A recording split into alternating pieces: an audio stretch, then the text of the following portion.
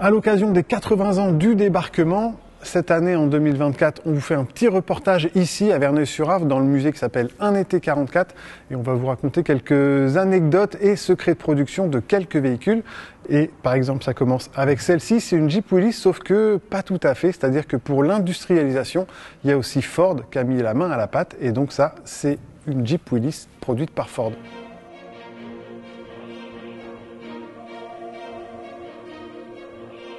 Ici, par exemple, on a un parachutiste dans son équipement complet d'origine. Alors, je vous rassure, je ne vais pas la dégoupiller, mais de toute façon, c'est une fausse. Et tout ça, ça appartient à Yves dans ce musée, qui va nous raconter un peu les détails de certains de ces véhicules. Et donc, avant de nous parler de véhicules, tu veux nous parler de jerrycans? Ouais, c'est un petit clin d'œil sur les jerrycans. En fait, il faut savoir que les jerrycans ont été fabriqués à des millions d'exemplaires. Parce qu'en fait, tous les véhicules avaient besoin d'essence et il n'y avait pas des stations-service à tous les coins de rue. Donc en fait, l'armée américaine a amené des jerrycans d'essence par pipeline d'essence passée sous la Manche par une grosse pipeline qui arrivait à Cherbourg. Et en fait, l'armée américaine, au fur et à mesure qu'elle avançait, ils avaient leur système indépendant d'alimentation de carburant. Mais d'après toi, le jerrycan a été inventé par qui, du coup? Monsieur Jerrycan? Monsieur Jerrycan. Donc c'est les Allemands qui, en 1937, ont inventé les jerrycans. On fait la différence d'un jerrycan à l'autre parce que ils ont tous des marquages. Donc celui-là, on voit bien que c'est un Allemand. Celui-ci, 1937 justement, je crois. Ça, c'est un des premiers modèles. Tout ce qui était allemand après-guerre, souvent était un peu obsolète. Enfin, surtout, fallait pas trop les montrer, des trucs allemands. Et ça a été beaucoup ferraillé. On trouve très très peu de jerrycans allemands aujourd'hui. Ensuite, tu as eu les Anglais qui l'ont copié. Ils trouvaient que le jerrycan était tellement pratique que tout le monde l'a copié. Donc on retrouve le même bec verseur. Les Américains, bien sûr, il fallait bien qu'ils soient un peu différents quand même des autres. Ils ont fait un système d'assemblage un peu différent. Là, on a un joint au milieu, alors que celui-ci étant embouti en une seule fois, il y avait juste une soudure à l'arrière. On avait un système de bouchon un peu différent. Dans les véhicules, la plupart du temps, tu trouvais un bec verseur qui se vissait à la place du bouchon avec un espèce de tuyau pour pouvoir remplir plus facilement les véhicules. Mais les Américains en ont fabriqué aussi des comme celui-là. Il y avait plein de petites usines qui étaient réquisitionnées pour fabriquer des jerrycans. Après, on trouve le jerrycan à eau. Tu vois, gros bouchon. Souvent, c'était marqué en gros water sur le côté. Alors celui-ci, je l'ai récupéré chez plus haut. Il y avait des marquages qui t'indiquaient facilement que c'était pour l'eau. Celui-là, il est facile à repérer. En plus, il a une petite virole là sur le dessus. Après, d'après toi, à quoi ça peut servir ce petit robinet là? Je sais pas, c'est pour faire un vide d'air, mais non, je sais pas. En fait, les GI, dans leur sac à dos, ils avaient tous un kit éventuellement pour se doucher. Un petit tuyau avec une petite pomme de douche. Donc ça, ils l'accrochaient dans un arbre, dans un pommier. En Normandie, on avait beaucoup de pommiers. Ils accrochaient le jerrycan en l'air, ils vissaient leur kit de douche. Et grâce à l'eau qu'il y avait dans le jerrycan qui pouvait éventuellement chauffer un peu avec le soleil, ça leur servait de kit. En fait, Decathlon n'a rien inventé, quoi.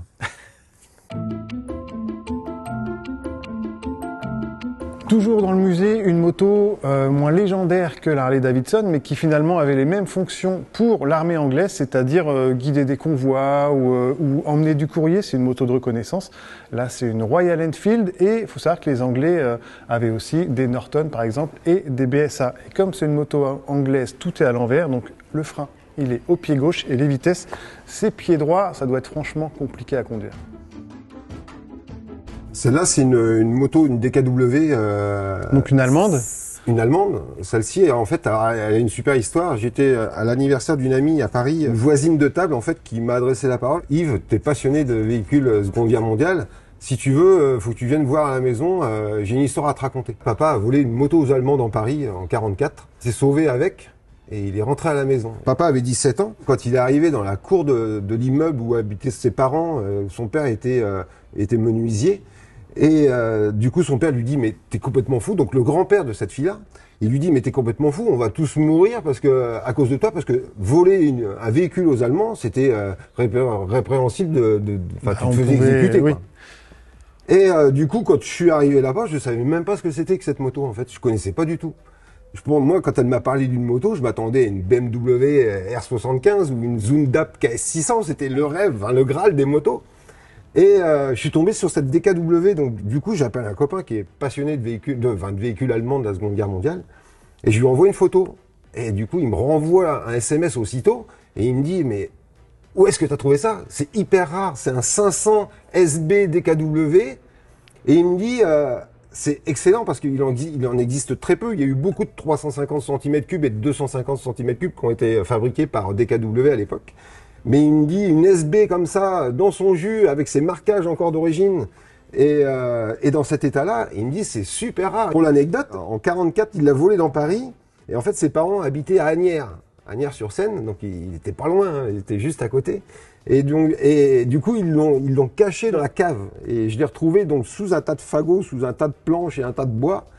Et elle n'avait pas fonctionné depuis cette époque-là. Alors je pense que les Allemands, pendant la guerre, ils ont dû se casser la figure, ou je sais pas ce qui s'est passé, mais ils ont changé le phare. Le phare est pas d'origine. C'est un 500 cm3 de temps de cylindre. À l'origine, elle était attelée d'un sidecar. On pense que les Allemands l'ont dételée pendant la guerre à Paris pour avoir une moto plus facile à utiliser. On sait qu'elle a été attelée d'un sidecar parce qu'elle a encore ses points d'attache pour le sidecar. Et son pneu qui est d'origine est usé à plat. Donc l'usure du pneu fait que avec un pneu de moto, ça s'use jamais à plat comme ça. Donc ça, c'est une super pièce de collection. Et on espère vraiment la remettre en état. Et théoriquement, on a même trouvé un sidecar dans le sud de la France. Du coup, qui va avec. Qu'on va remonter dessus, quoi. T'as un peu de boulot quand même. Alors plein de gars me disent tu devrais la laisser dans son jus et puis la vernir et la remettre en route simplement. Mais bon, je pense qu'une restauration complète, quand elle tournera, ça sera plus intéressant. Ça donne envie de rouler dessus, ouais. Ça donne carrément envie de rouler dessus. Les GMC, ils servaient à transporter les troupes, hein, les soldats, ils transportaient toute la logistique. Et en fait, ça, c'est les deux véhicules les plus emblématiques aussi de la Seconde Guerre mondiale. C'est les deux véhicules qui ont été fabriqués au plus grand nombre d'exemplaires. En fait, ils n'étaient pas sur le front? Ils étaient sur le front aussi. Sur le front c'est aussi arrivé parce que, en fait, ces deux versions-là, tu as la version transport de logistique, châssis long, avec une grande caisse. Celui-là, un véhicule pour l'artillerie, il tirait des canons. D'accord. Châssis court, il transportait des munitions et les canons, celui-ci. Alors, on pouvait les jumeler quand ils ont débarqué sur les plages en Normandie. Les roues de secours, ils les montaient à l'avant pour éviter de s'ensabler sur les plages. La différence entre les deux, d'après toi, c'est quoi? Lequel est le plus vieux des deux, d'après toi? Tu vois, on a une cabine fermée, une cabine ouverte. C'est pas celle qu'on croit. Je crois que j'ai déjà entendu parler de ça. C'est lui le plus vieux? Le plus vieux, c'est celui-là. Ouais. Parce qu'au départ, c'était des véhicules, des camions de transport dans le civil. Mais à un moment donné, l'armée américaine, ils se sont aperçus qu'il leur faudrait beaucoup de ferraille pour fabriquer tous ces véhicules. Le GMC était fabriqué à 800 000 exemplaires en 4 ans. Toi, pour information, la Twingo, la première Twingo, en 20 ans, ils en ont fabriqué 2 800 000. Mais là, ils en ont fabriqué 800 000 en 4 ans. C'était quand même une révolution à l'époque de fabriquer autant de véhicules en si peu de temps. Donc celui-là, début de guerre, cabine fermée, à un moment donné, ils se sont dit, on va faire des économies. Donc ils ont fait des cabines torpedo, qu'on appelle ça. La cabine, il n'y avait plus de porte. En fait, c'était une bâche pour couvrir la cabine. C'est vachement moins sécurisant quand même. Bah, c'était surtout que tu caillais un peu plus. En fait, il faisait un peu plus froid dans celui-là que dans celui-là, parce que celui-là, on avait le chauffage. La chaleur du moteur créait un peu de chaleur dans la cabine. Que celui-là, c'était l'hôtel des courants d'air. Hein. Il existait des portes en toile, éventuellement, pour bâcher sur les côtés. Mais en plein hiver, quand il y a eu la bataille des Ardennes, les gars, il fallait qu'ils dégivrent les carreaux en permanence, parce qu'il n'y avait pas de dégivrage pour les vitres. Hein. Celui-là, en châssis court, comme ça, il existait au début de guerre en cabine fermée. Et après, ils l'ont fait en cabine ouverte aussi. Et mécaniquement, c'est la même chose? C'est exactement pareil. Et on a quoi comme moteur? Là, on a un 6 cylindres moteur culbuté. C'est un moteur qui faisait 4 litres 4. D'accord? Le Dodge fait 3 litres 7. Celui-là fait 4 litres 4. Et c'est un moteur qui sortait 90 chevaux à peu près. D'accord. Il y avait du couple. Il y avait du couple. Parce qu'il y avait de la grosse cylindrée. Il y avait 4 versions. Les GMC comme ça, châssis court ou châssis long, avec ou sans treuil.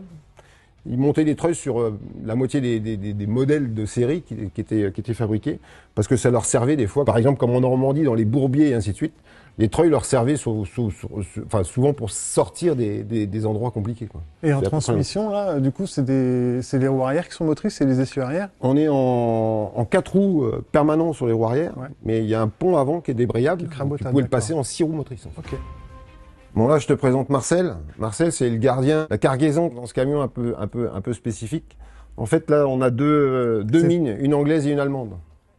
T'aurais pu l'appeler Tassin parce que j'aurais pu l'appeler dans la 7e compagnie, ils en ramassent des comme ça. Exactement. Fais attention avec le réchaud, qu'on n'aille pas exploser. Oh. Ah.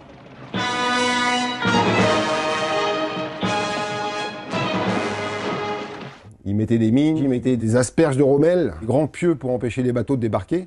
Ils voulaient vraiment, en fait, Rommel avait fait le mur de l'Atlantique. Ça allait de la Norvège jusqu'en Espagne. Toute la côte européenne était protégée par des bunkers, des blocos, des mines. Ils se doutaient qu'à un moment donné, les Américains débarqueraient. Mais ils voulaient les retarder le plus possible, quoi. Il y a eu des milliers de mines comme ça qui ont été fabriquées. Alors juste pour information, elles sont vides. Hein. Rassure-moi. Elles sont vides, on n'en fera rien. C'est que des bouts de ferraille maintenant. C'était quoi qui les déclenchait? C'était juste un choc? Alors en fait, elles étaient magnétiques.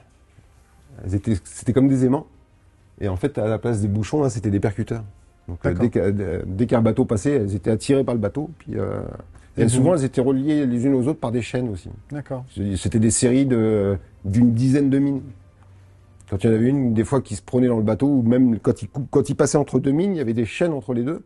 Et le bateau se prenait dans les chaînes, et du coup, ça pouvait les embarquer et les coller au bateau, quoi. Pour ce reportage, on remercie Yves Benech et son père qui nous ont ouvert les portes de leur collection privée et qui a donné lieu d'ailleurs à l'ouverture de temps en temps de ce petit musée situé à Verneuil-sur-Avre, dans l'Eure.